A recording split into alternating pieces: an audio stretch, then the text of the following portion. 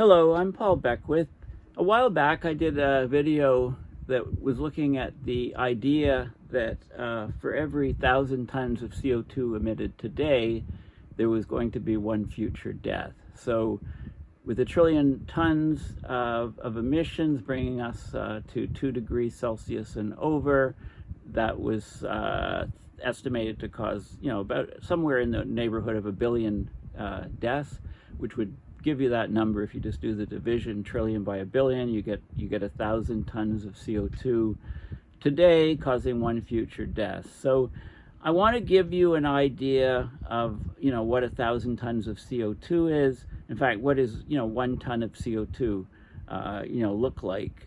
So to try to give you some visualizations on these things, because of course these greenhouse gases are invisible to the human eye, and since we can't see them, we don't tend to worry about them until, but we're certainly seeing the consequences now, these huge climate catastrophes that are occurring all around the world.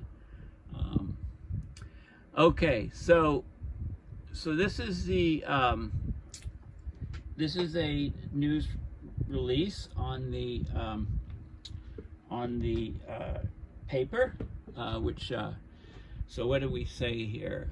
Climate changing human activity may cause 1 billion deaths. Okay, so, if global warming reaches or exceeds 2 degrees Celsius, well, we're already looking at near 1.5. So, 2 degrees by 2100. Change that number to, much sooner, maybe 2050 or something. Even sooner with all the feedback effects that are kicking into play. But anyway, it's mainly emissions from richer humans that will be responsible for the death of roughly 1 billion, mainly poorer humans over the next century, or at least until we get to 2 degrees Celsius. Okay, so this, we're talking about mass deaths in the future, and, don't know about you, but to most people, I think this sort of thing is clearly unacceptable. It's pretty scary, especially for our children. So this paper, there was basically reviewed 180 articles from the scientific literature, and it came up with this 1,000 ton rule, which is an estimate that one future premature death is caused every time approximately 1,000 tons of fossil carbon are burned. Okay, often people talk in terms of megawatts and gigawatts and megatons, etc., but those numbers don't mean anything to most people. Okay, when climate scientists talk about parts per million of CO2, that doesn't mean anything to most people, although it should, because we've been talking about it an awful lot. Same thing about average temperature. A few degrees of average temperature rise. It's not very intuitive as to what that can do to the planet. But body count is something that everybody understands, right? So if you take the scientific consensus of the 1,000 ton rule seriously, run the numbers, anthropogenic global warming equates to 1 billion premature dead bodies over the next century. So obviously we have to act, and we have to act fast. Okay, so we need to prioritize the mitigation of climate change, and they have some suggestions: improved energy conservation and efficiency, rational use of energy for industry, agriculture, transportation, residential, and household users, all the pieces of the pie. Replace the high carbon fuels like coal, oil, and natural gas by zero carbon content fuels. Renewable energy sources, create resilient power networks, etc., and develop technologies for carbon waste management and natural capture and storage of CO2. So carbon dioxide removal, replace the carbon subsidies. We've got trillions of dollars, I think $7 trillion over the last year of fossil fuel subsidies. Those need to be replaced, obviously, by carbon taxes. Okay, so this 1,000 ton rule, there's a lot of scientific basis for this, and it's a very important way of looking at what's happening with climate change. Okay, so like I said in the intro, I did talk about this idea, but it's very important, so I thought I'd throw in some more details on it. Okay, so what is 1 ton of CO2? So if you go to Google Images, Google Images, open it up, put in 1 ton of CO2, and here's what we get. This is what 1 ton of CO2 at atmospheric pressure looks like. Okay, so there's all of these, you know, it's like a 500 cubic meter hot air balloon, the volume. Okay, here's a 2-story bus, a double-decker bus with the carbon. It's basically a 10 meter or 33-foot sphere. Okay, lots of images of it here, you know, people showing it. Okay, so to get a visual, or here we go, this is a block, 1 ton of CO2, you know, if you want it as a cube instead.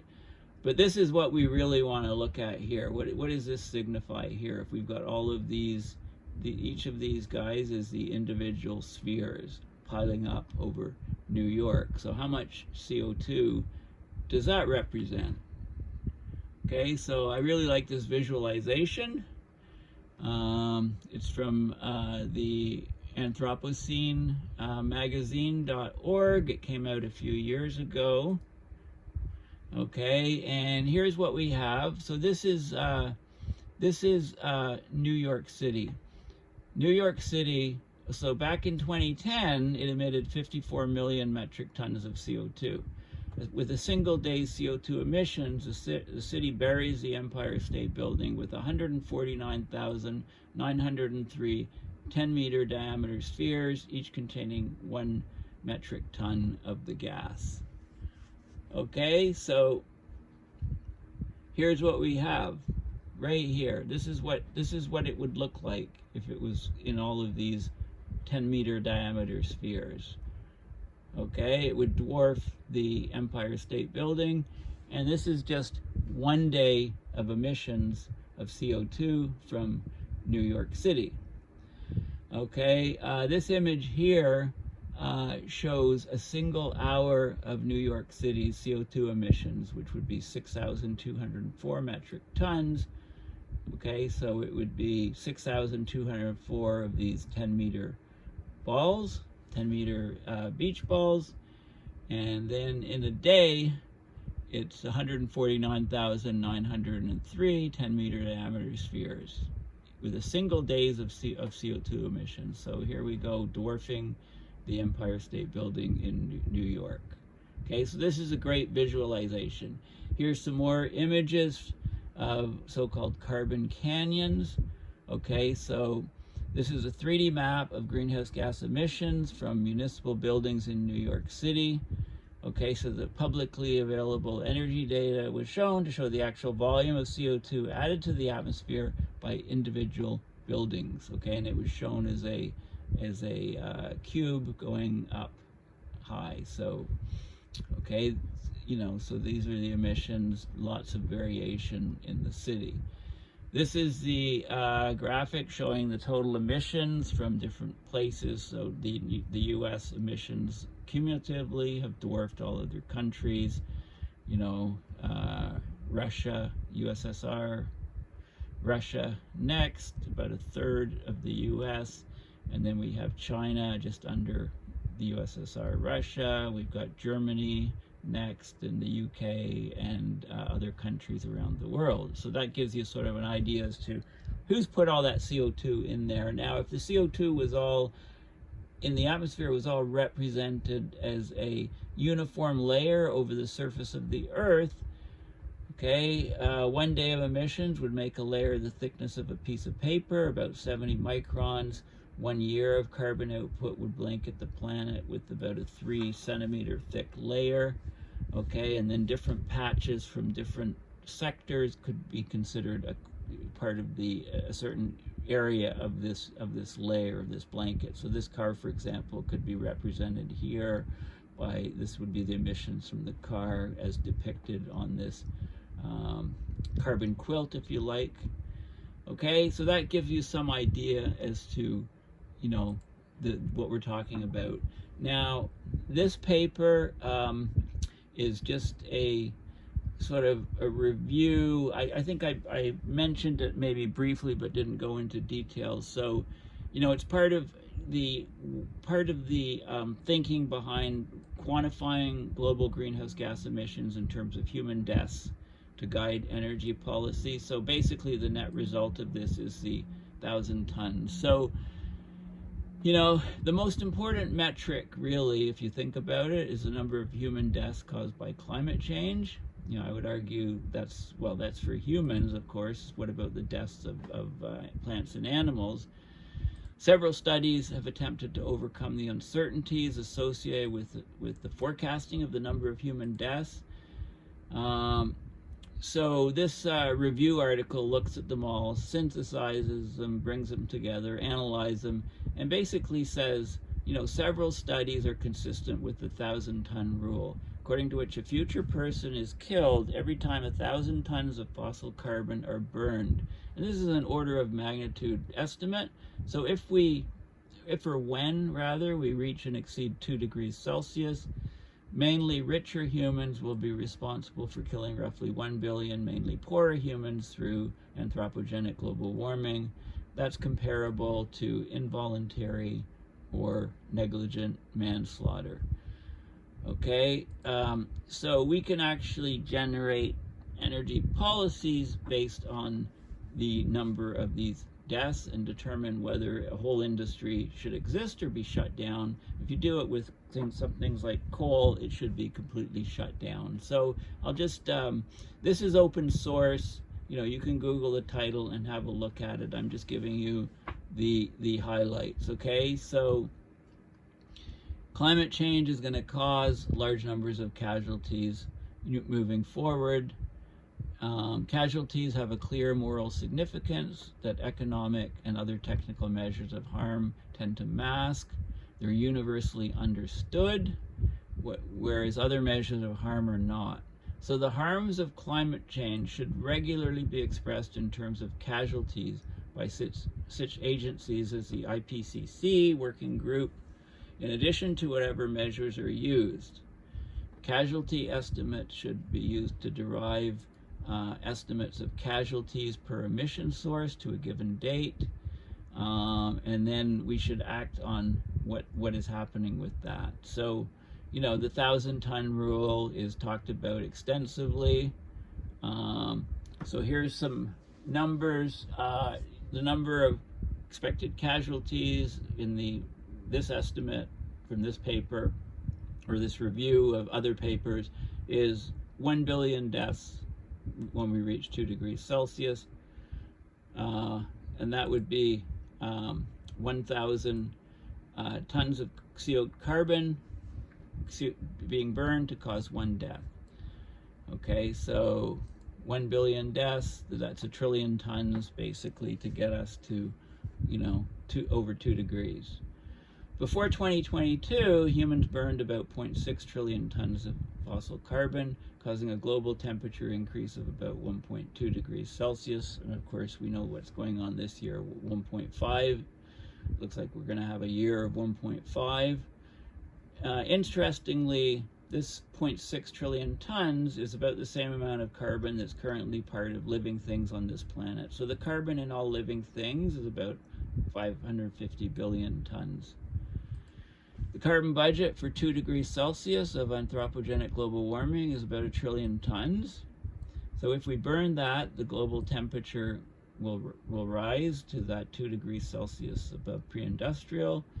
And we've got about 5 trillion tons in the Earth's crust. So if we burned all that, we'd hit at least 10 degrees Celsius. We're talking human extinction. So anyway, if you divide the trillion by a billion, you get 1,000 tons. It's the amount of carbon that needs to be burned today to cause a future premature death in the future. 1,000 tons. Okay, so talks about temperature niches, and there's the concept of the millilife, which is interesting. So if 1,000 tons kills 1 future person, then 1 ton would kill 1/1000th of a person in the future, or that's the idea of a millilife. It's a measure of intrinsic value that's equivalent to 1/1000th of the value of human life. A milli-life is roughly the same as about a month in the richest countries, and that's when people have a lifespan of 80 years. For people in poor countries with a lifespan of closer to 40 years, 1 milli-life is about half a month. Okay, so you can work on that sort of basis. So, you know, you're quantifying metrics. Now, if you look at the Universal Declaration of Human Rights, it says that everybody has the right to life. The right to life is a primary right, as it's necessary to be alive to enjoy any other right, such as the right to work. Everyone has the right to work. Corporations promote this right if they offer employment. Corporations are human inventions created by law to benefit humanity. The law should only give corporations the right to exist if they are beneficial to humanity. In the simplest case, a corporation can be viewed as good if it creates profit and jobs benefiting humans, but not if the operation of the business infringes the universal human right to life, you know, which is one. Okay, so you can look at, you can do some calculations and basically say that for a corporation to exist, the number of future premature deaths per year that corporation causes has to be less than the number of full-time employees. Okay, so using that sort of criteria, in the US, coal employed 51,795 people in 2016. Since the number of people killed is greater than the number employed, the US coal industry does not satisfy equation 1 here, so it should be closed down. Okay, and that doesn't even account for future deaths caused by climate change due to the burning of the coal. Okay, so why is coal still burned, although 52,000 Americans die from coal-related air pollution each year? Okay, and it goes into sort of the reasoning behind that, and you know, it talks about, you know, other things, but let's just go down to the there's children's climate risk. You know, it looks at how many people are killed from various things. I just want to go down to the conclusions. So this paper is the first review to analyze a substantial body of literature that enables approximate quantitative estimation of the human cost of carbon emissions measured in lost human lives. The greater risk to future human life is probably climate change, although biodiversity loss and nuclear war also pose enormous existential risks. It can be concluded from the results of this review that, as a rough rule of thumb, burning 1,000 tons of fossil carbon, and that creates 3,700 tons of CO2, causes 1 future premature death. Measuring carbon emissions in human lives not only makes the numbers easier to understand for non-experts, but also clarifies energy policy priorities. Okay, clearly allowing a policy to cause manslaughter is intuitively unacceptable. Okay, so to save millions of lives, it is ethically, morally, and logically acceptable to radically accelerate existing trends in energy efficiency, electrification, and the use of renewable energy with the goal of powering global society without any fossil fuels at all.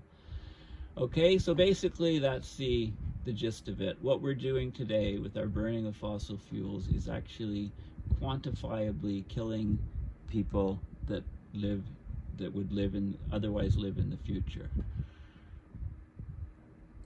Okay, so this is another article, and I did talk about this one in a bit more detail in a previous video. You know, it talks about the human cost of anthropogenic global warming, semi-quantitative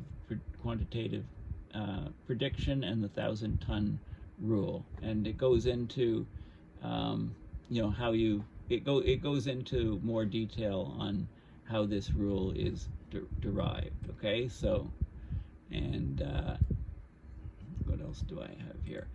Yeah, so this was a paper in the Lancet. There's loads of papers now about the mortalities from climate change. So this is just one of them. Global, regional, and national burden of mortality associated with non-optimal ambient temperatures from 2000 to 2019, a 3-stage modeling study. So basically looking at how how many deaths were caused by heat and cold. And there's, you know, so it looks at average daily mean temperatures around the world, and it looks through the statistics, and there's some tables. Annual average excess deaths due to non-optimal temperatures and regional proportions for 2000 to 2019 by continent and region. So number of excess deaths globally and in different regions, okay? So there's lots of medical studies out there, and there's maps of where the deaths are occurring and the causes and so on. Okay, lots of data on excess death rates from climate change, okay? And then you have to get, of course, into the resiliency of different countries, etc. Okay, so I think this is kind of, you know, important information. You know, 1 ton of CO2, you know, when you put it into these spheres, and then when you superimpose it over a place like New York City, for example, the emissions in 1 day from New York City would fill these spheres, and these spheres would just dwarf, you know, parts of the city.